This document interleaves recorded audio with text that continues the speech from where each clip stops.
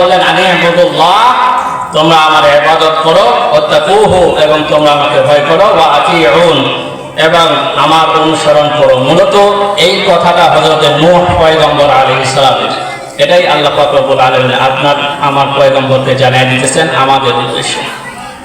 তাহলে এক নাম্বার হলো আনি ইবাদুল্লাহ, তোমরা আল্লাহর ইবাদত করো। আজকে আমরা আল্লাহর ইবাদত করি বলেন?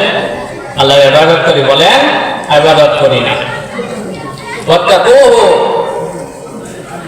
আর আল্লাহকে ভয় করো। যদি আমরা আল্লাহকে ভয় করতাম তাহলে মাগরিবের পরে পরে এই মাহফিলটা পরিপূর্ণ হয়ে যেত, কানায় কানায় পরিপূর্ণ হয়ে যেত।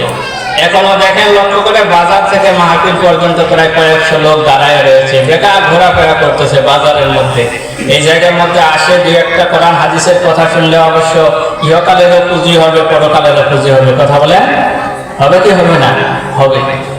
ওয়াত্তাকুহু, আল্লাহকে ভয় করো, ওয়া আতিউন, এবং আমার অনুসরণ করো। এটা হযরত নূহ পয়গম্বর আলাইহিস সালাম ওনার উম্মতদেরকে বলতেছিলেন। ওনার কথা যারা শুনছে তারা কামিয়াব হয়ে গেছে, আর ওনার কথা যারা শুনে নাই তারা সকলে আল্লাহ পাকের গজবের কারণে